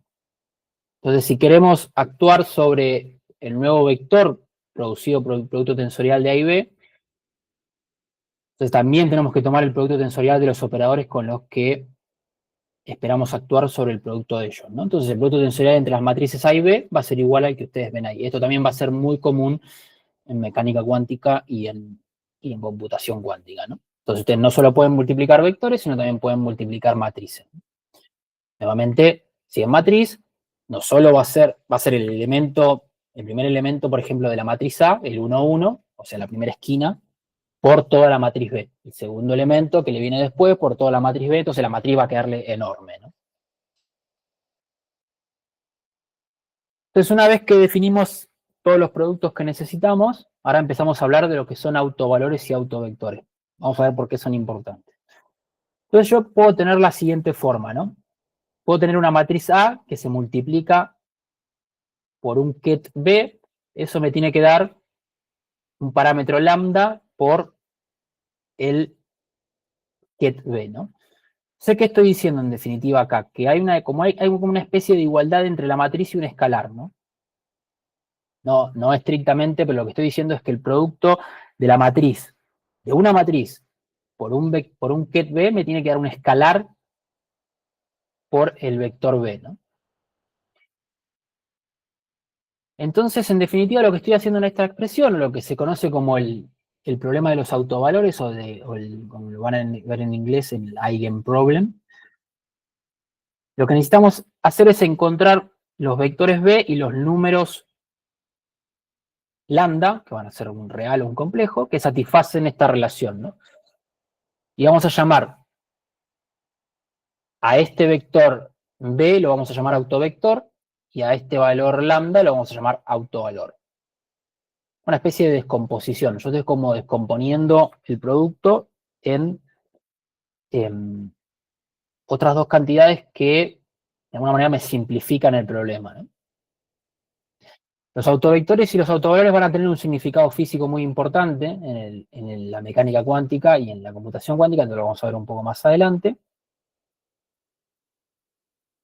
Entonces, cuando nosotros tenemos la matriz A, podemos explotar un truco muy interesante para encontrar el conjunto de autovalores y autovectores de la siguiente manera, ¿no? ¿Qué puedo hacer acá? Puedo pasar restando el lambda B y eso lo puedo igualar a 0, ¿no? Entonces, ¿qué puedo hacer? Puedo factorizar la expresión y sacar que el producto B lo puedo hacer como el producto, en vez de hacerlo separado por A y por lambda, lo puedo multiplicar como. Entonces ahora vamos a ver algo interesante. O sea, lambda en realidad es un número dentro de los complejos o de los reales, ¿no? Dependiendo, puede ser cualquiera de los dos. Ahora, para igualar las dimensiones de la matriz A, yo lo que puedo hacer es multiplicar a lambda por la matriz identidad. Por ejemplo, si tenemos una matriz de 2 por 2, yo puedo multiplicar a lambda por la matriz identidad y esto me sigue dando lambda, ¿no? O bueno, ya la matriz lambda, ¿no? Pero los valores estos no van a cambiar porque la matriz identidad no va a cambiar nada, ¿no? Entonces, para transformar a lambda en una matriz, lo que hago es multiplicar por la matriz identidad y sigo teniendo los lambdas que tenía originalmente, ¿no? Entonces ahora lo que yo tengo que hacer es trabajar con la matriz que me queda internamente acá, ¿no? La matriz A menos la matriz lambda por la matriz identidad, ¿no? Entonces si yo multiplico esa expresión por la matriz inversa, digamos, la resta de las dos matrices y eso saco su inversa, obtenemos que B es igual a 0, ¿no? Ahora esto es extraño, ¿no? Y trivial, ¿no? No vamos a permitir que los autovectores sean el vector 0 o el vector nulo. De lo contrario, cualquier combinación de autovalor matriz va a satisfacer la relación autovector-autovalor. Entonces, lo primero que vamos a hacer es vetar a B de que sea el vector nulo, porque obviamente es una solución trivial al problema, ¿no? Si B es 0, anula todo, ¿no? Entonces, la primera condición que vamos a imponer es que B no sea igual a 0, ¿no? ¿Cómo garantizamos esto? Para encontrar que esto sea así, tenemos que suponer que la matriz A no es invertible, ¿no? Y la matriz inversa la definíamos de la siguiente manera, ¿no? Yo tengo una matriz M, su inversa va a ser 1 sobre el determinante de M por una nueva matriz FDM, vamos a decir, ¿no? No nos importa esta matriz nueva, lo que sí nos importa es el determinante de M, ¿no? Si el determinante de la matriz es 0, se reduce a que la inversa no está definida, ¿no? Pues yo no puedo hacer el cociente de 1 sobre 0, ¿no? Entonces, en definitiva, lo que tenemos que garantizar es que el determinante de la expresión A menos lambda I sea igual a 0. ¿Por qué? Porque si yo fuerzo eso, lo que estoy forzando es que la matriz no tenga inversa, ¿no? Entonces, a partir de esta expresión, nosotros podemos determinar los autovalores de la matriz, los lambda en definitiva, ¿no? ¿Cómo lo podemos hacer? Bueno, por ejemplo, vamos a mostrar lo que pasa con la matriz Pauli Z, ¿no? La matriz Pauli Z, vamos a repasar las tres matrices por la duda. La matriz Pauli X era esta, la matriz Pauli Y era esta, y la matriz Pauli Z. Por el momento no nos importa qué hacen estas matrices, simplemente sabemos que existen en la mecánica cuántica, ¿no? Entonces, la matriz Pauli Z es 1 menos 1 en las diagonales y 0 y 0 en las antidiagonales. Entonces, si yo calculo, ahora mi matriz A va a ser la matriz Pauli Z, si yo calculo el determinante de Pauli Z menos lambda por I, llego a la siguiente expresión, ¿no? En definitiva, yo a 1 le resto lambda y a menos 1 le resto lambda, ¿no? Entonces, en las diagonales me quedan los 0 porque tanto la matriz identidad como Pauli Z en las antidiagonales tienen 0, así que me queda esa expresión ahí.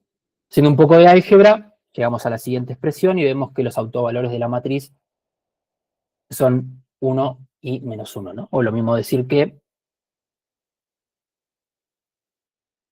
el valor absoluto de lambda es igual a 1, ¿no? Donde tenemos más 1 y menos 1. ¿No? Esos serían los autovalores de lambda z, ¿no? Entonces, bueno, sabiendo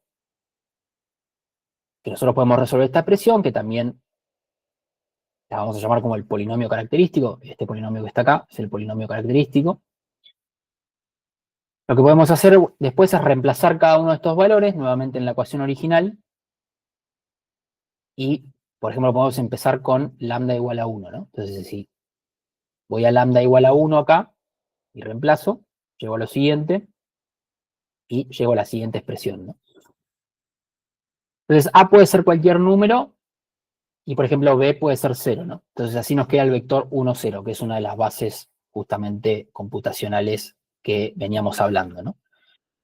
Entonces, bueno, forma una base para todos los vectores que satisfacen nuestra relación, y por lo tanto, uno de los autovectores que corresponde al autovalor 1 es el vector 1, 0. Ahora, si hacemos lo mismo con menos 1, llegamos a la siguiente expresión, ¿no? Que A y menos B es igual a menos B menos A y menos B, ¿no? Entonces acá B puede ser cualquier número y A tiene que ser necesariamente 0, ¿no? Porque para que sea igual a su negativo, tiene que ser 0. Entonces ahora nuestro vector base va a ser el otro, ¿no? El vector 1, ¿no? Recordemos que dijimos que 0 y 1 son vectores base del espacio, ¿no?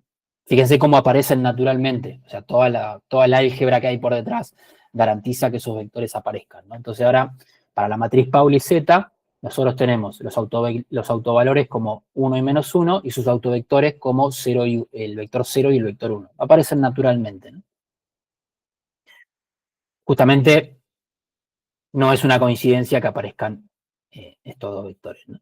Entonces, justamente porque es importante esto, ¿no? Cuando nosotros medimos un qubit en la base Z, básicamente nos estamos refiriendo a una medición que colapsa el estado del qubit en uno de los autovectores de la matriz Z, ¿no? Ya sea 0 y 1, ¿no? Entonces, ya de alguna manera, la matriz que ustedes están imponiendo para definir ya tiene la información que necesita para poder definir el estado, ¿no? Entonces, las siguientes propiedades que vamos a ver son muy importantes en el modelo de compuertas cuánticas, ¿no? O el Gate-Based Quantum Computing, ¿no? Donde nosotros tratamos con espacios vectoriales de dimensión finita. Una matriz hermítica va a tener autovalores linealmente independientes, ¿no? Entonces, el número de estos autovectores es igual a la dimensión del espacio vectorial, ¿no? Entonces, como la matriz Pauli Z tiene dos dimensiones, tenemos dos autovalores, ¿no? Y además, cuando los autovalores correspondientes son distintos, los autovectores son ortogonales, ¿no? Justamente el vector 0 y el vector 1 son ortogonales. Cuando los autovalores son iguales, los autovectores no son ortogonales. Pero pueden seguir siendo linealmente independientes, ¿no? Y pueden ortogonalizarse, ¿no? Con alguna técnica. Entonces, los vectores de una matriz hermítica forman una base para el espacio vectorial. Justamente no era trivial, apareció naturalmente, ¿no? Y dado que una matriz unitaria es una matriz normal, los autovectores de una matriz unitaria forman una base ortonormal para el espacio vectorial. Ustedes pueden hacer lo mismo, les dejo como ejercicio que hagan esto, en vez de para la matriz Pauli Z, que lo hagan para la matriz Pauli Y y para la matriz Pauli X, ¿no? Como las matrices esas ya internamente tienen toda esa información que ya dijimos, van a llegar a algo similar. Por último, vamos a ver la noción de matriz exponencial. ¿Qué significa esto? Porque es importante poder exponenciar una matriz, ¿no? Solo siempre hablamos de números que exponenciamos, ¿no? Si hacemos 2 al cuadrado, tenemos 4, ¿no? Pero nunca pensamos qué podía pasar si en vez de aparecer un 2 arriba, un número ya sea natural o real, o lo que sea, aparezca una matriz arriba, ¿no? En vez de exponenciar 2 al cuadrado, voy a exponenciar 2 a la A, que A es una matriz. Entonces, esta noción de poder exponenciar una matriz es un concepto muy importante y muy específico de la mecánica cuántica y de la computación cuántica. Nosotros vamos a ver en general transformaciones unitarias de la siguiente forma, ¿no? Eso aparece en la ecuación de Schrödinger, que lo vamos a ver más adelante.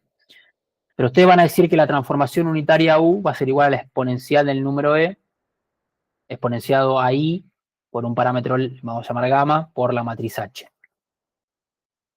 Esa matriz H en general va a ser una matriz hermítica y gamma, perdón, va a ser un número real, ¿no? Entonces, va a ser sencillo demostrar que todas las matrices de esta forma son unitarias, ¿no? ¿Por qué? Pues si ustedes toman la traspuesta conjugada de U, van a obtener lo que está ahí abajo, ¿no? Entonces, ustedes agarran a U, la transponen, y eso va a ser igual a menos I, porque tienen que transponer la I, gamma sigue siendo igual, y transponen la H, ¿no? Pero como H es hermítica, entonces H traspuesta conjugada va a ser igual a H, ¿no? Entonces, cuando ustedes hacen el producto de estas dos expresiones, van a llegar a la matriz identidad, ¿no? Porque pues se suman, vamos, estos dos exponentes se van a anular, ¿no? Ahora, ustedes se van a preguntar por qué una matriz dentro de una exponencial todavía puede considerarse una matriz. ¿Por qué eso es así? Esto se va a volver más claro cuando expandimos nuestra función exponencial como una serie de Taylor, ¿no?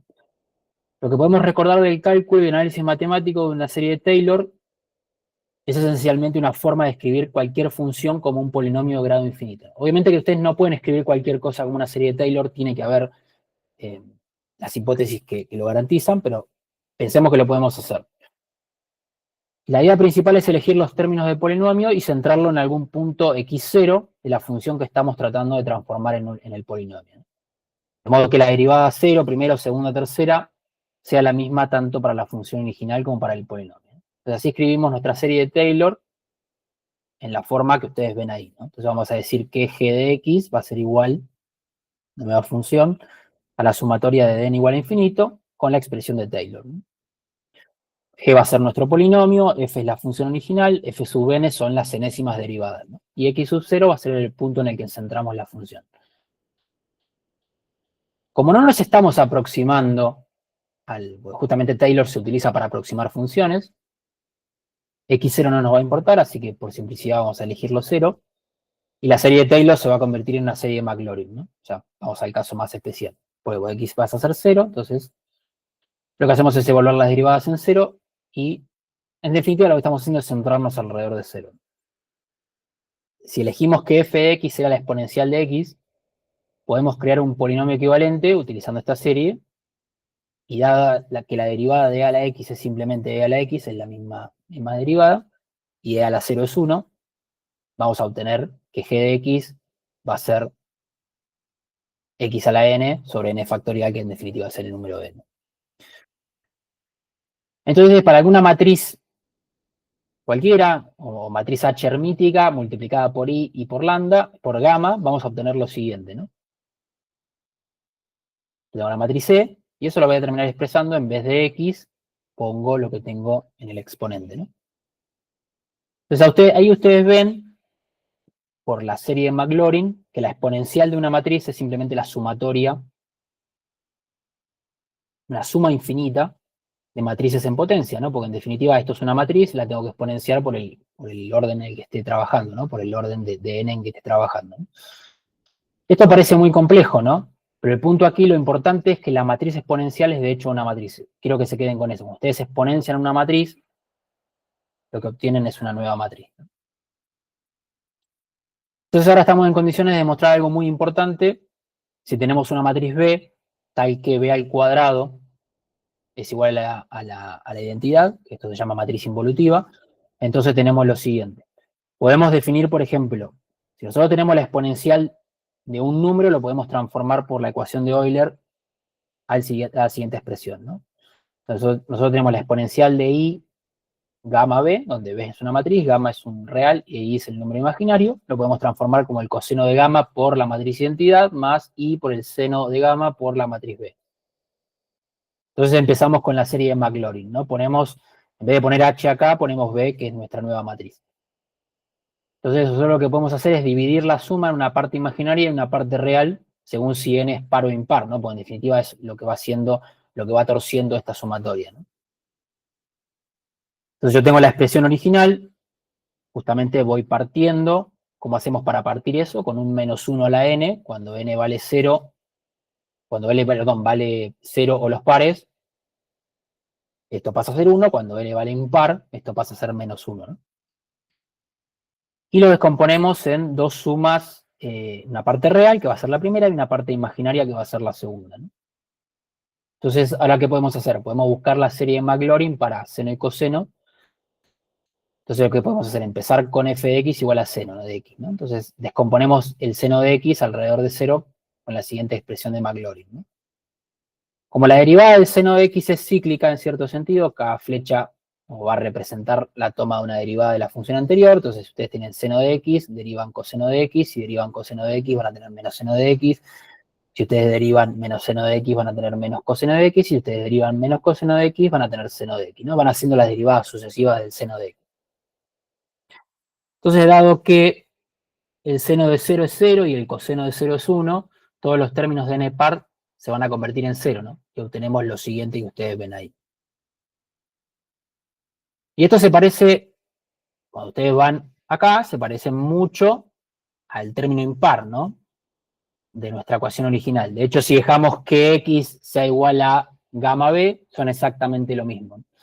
Entonces, seguimos un proceso que es casi idéntico para demostrar que los términos pares son los mismos que la serie de Maclaurin para f de x igual a coseno de x, ¿no? Hacemos lo mismo, definimos al coseno como una sucesión, digamos, como una serie de Maclaurin, perdón, las sucesivas derivadas que ven acá son estas, y llegamos a la siguiente expresión, ¿no? Ahora, si volvemos a la ecuación original, vamos a recordar que b al cuadrado, o b por b, va a ser igual a la identidad. Entonces, para cualquier n tenemos lo siguiente, ¿no? B al cuadrado con n, pues yo puedo, como obviamente estoy multiplicando los exponentes, los puedo exponenciar, me queda que b cuadrado, lo puedo exponenciar a la n, ¿no? Entonces, como b cuadrado es igual a la identidad, me queda la identidad a la n, y la identidad a la n es el mismo n, ¿no? Así sucesivamente puedo trabajar con 2 a la 1 más n, puedo descomponer esto y llegar a que eso es igual a b, ¿no? Si agarro esa información y la sustituyo en las expresiones que veníamos trayendo, toda esta información la meto en las expresiones de acá, voy a terminar llegando, y hago las cuentas sucesivas, a que el coseno de gamma por la identidad más i seno de gamma por b, ¿no? Y esto justamente es muy útil en la computación cuántica, ¿no? ¿Por qué? Porque, por ejemplo, si yo tengo las matrices de Pauli, ¿no? Las matrices Pauli X, Pauli Y, Pauli Z, ¿no? Estas matrices justamente se van a encontrar entre las compuertas cuánticas fundamentales que se utilizan para manipular qubits, ¿no? Estas operaciones no van a ser solo unitarias, sino también que son hermíticas e involutivas, ¿no? Esto se va a significar que una matriz de la forma E a la I gamma exponencial, vamos a llamar K, donde K puede ser X y Z. No solo va a ser una matriz unitaria válida, que puede actuar sobre un vector de estado cuántico o la representación de un qubit, sino que también puede expresarse utilizando la relación seno-coseno que acabamos de demostrar. Y esto va a ser muy poderoso y se va a ver en toda la teoría computacional cuántica, ¿no? Ya que las compuertas de este tipo se van a utilizar todo el tiempo. Y un último dato importante sobre las exponenciales matriciales es que si tenemos alguna matriz M con autovalores B autovectores B y autovalores lambda, entonces vamos a tener lo siguiente, ¿no? Vamos a decir que E a la M por B va a ser igual a E a la lambda a la B. Y esto es mucho más sencillo de demostrar por la expresión que ustedes ven ahí, ¿no? Ustedes simplemente reemplazan M por lambda y lo que terminan llegando es que están exponenciando en realidad lambda, ¿no? Y esto también va a ser muy útil porque ya cuando ustedes empiecen a crear circuitos cuánticos que simulan un cierto operador hamiltoniano, especialmente en circuitos variacionales, eso lo van a ver ya la segunda semana, van a usar compuertas de la forma E a la I gamma o valor que sea, y van a poner alguna compuerta de Pauli o algún otro hamiltoniano, ¿no? Entonces, desde que 0 y 1 son autovectores digamos, el vector 0 y el vector 1, como demostramos, son autovectores de sigma z, podemos determinar fácilmente, matemáticamente, que la exponencial de la matriz Pauli z agregará una fase de E a la I a 0 y agregará una fase de E a la menos I a 1, ¿no? Entonces, por ejemplo, podemos construir esta compuerta en términos de la compuerta CNOT, que la vamos a ver más en la clase que viene, y compuertas de fase de rotación con bastante facilidad, ¿no? Ya que conocemos el resultado matemático de la compuerta en cada una de las bases computacionales. Y este hecho no solo se va a aplicar a las exponenciales de la compuerta sigma z. Por ejemplo, podemos determinar el resultado de una compuerta de la forma, por ejemplo, E a la I sigma sub x sobre los autovalores de x, ¿no?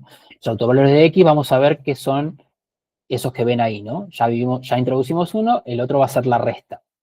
Lo mismo se aplica a las exponenciales de la matriz I sub i, ¿no? Se recuerden que fue un ejercicio que les había dejado arriba, ¿no? Entonces, ¿cuáles son los puntos importantes? Ustedes tengan en cuenta que la idea básica de la evolución de un estado cuántico mediante la aplicación de una unitaria, lo que va a hacer es preservar la norma. Justamente no pueden de alguna manera destruir información haciendo una evolución cuántica. La información se va a destruir cuando ustedes hagan la medición, que eso lo vamos a ver en la clase que viene. Una de las condiciones más importantes para que un espacio de Hilbert represente un sistema cuántico es que el producto interno de un vector consigo mismo sea igual a 1, ¿no? Eso es importantísimo porque es lo que garantiza la normalización del vector. Las matrices unitarias son importantes en la computación cuántica porque justamente preservan el producto interno, lo que significa que no importa cómo transformemos un vector bajo una secuencia de matrices unitarias, la condición de normalización va a seguir siendo válida. Una matriz de la forma exponencial, como la que vemos ahí, no solo es una matriz unitaria válida, sino que puede actuar sobre un vector de estado cuántico, en definitiva la representación de un qubit, sino que también puede expresarse utilizando la relación seno-coseno que demostramos arriba, ¿no? Y al crear circuitos cuánticos que simulen un cierto operador hamiltoniano, en los circuitos variacionales, por ejemplo, frecuentemente vamos a utilizar compuertas de la forma exponencial a una matriz, ¿no? Y desde que 0 y 1 son autovectores, por ejemplo, de z, podemos determinar fácilmente, matemáticamente, que la exponencial de E a la matriz Pauli z lo que hace es agregar fases a los estados 0 y 1. Bueno, me llevó un poquito más, unos 20 minutos más, no era la idea. ¿Dudas? ¿Algo que quieran preguntar?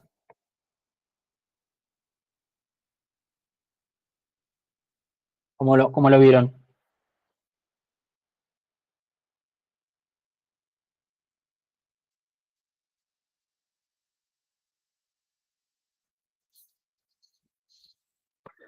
A Bueno, mí me vino re bien el repaso de todo, sí, de toda el álgebra, muy claro, así que gracias. bueno, genial, genial. Paula dice muy claro. Cambiando de tema, el link de Discord, sí, ahora te lo vamos a mandar. Eso de nuevo. Sí, hay una pregunta ahí. No sé, no lo alcanzo a ver. De MT, no sé quién. Tu nombre no sé cómo es. No, perdón, quise mandar. No, no hay preguntas, todo claro. Muy buena la charla. Casi. Bueno, genial. La idea también de la charla no es que se entienda todo para que por ahí aquellas personas que son por ahí más novatos o están entrando en este tema, son entusiastas, sino que se empiecen a familiarizar con el léxico, que es lo más importante, porque las charlas subsiguientes que vengan, ya estas cosas se las van a tirar por la cabeza. Por lo menos en algún momento de haber escuchado que es una matriz unitaria, que es conservar la norma y todas esas cosas, ¿no? Lo importante, lo primero de un tema siempre es chocarse con el léxico de lo que están aprendiendo, ¿no? Pero el tema de la segunda parte, que dice Diego, bueno, igual todavía no, segunda parte decís a lo de esto, está bien. Tengo que repasar álgebra, dice Bruno, bueno, no hay problema, hay tiempo. Bueno, si no hay ninguna duda ni nada, bueno, en teoría vamos a empezar a las 12, vamos a empezar 12 y cuarto, vamos a dejar 20 minutos de ahí vamos a ver, ya volviendo un poco a la presentación de arriba, vamos a ver bits cuánticos, cómo representamos un qubit, los postulados de la mecánica cuántica, vamos a hablar un poco de las mediciones, vamos a hablar de las compuertas cuánticas simples y complejas. No vamos a hacer nada de Qiskit hoy, vamos a ver solo un poco de NAMPI al final para poder repasar un poco de circuitos, ¿no? Pero no más que eso. Sí, los PPT, yo no tengo PPT, yo tengo Notebook, eso está en el repo, creo que ya puedes acceder. Las personas que tengan algún PPT lo vamos a ir subiendo a los repositorios. Así que por mí solo es esta Notebook. Así que bueno, si no hay más dudas, los veo 12 y cuarto, ¿les parece bien?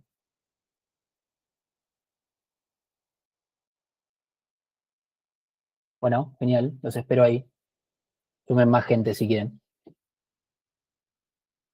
Nos estamos viendo entonces. Chau, chau.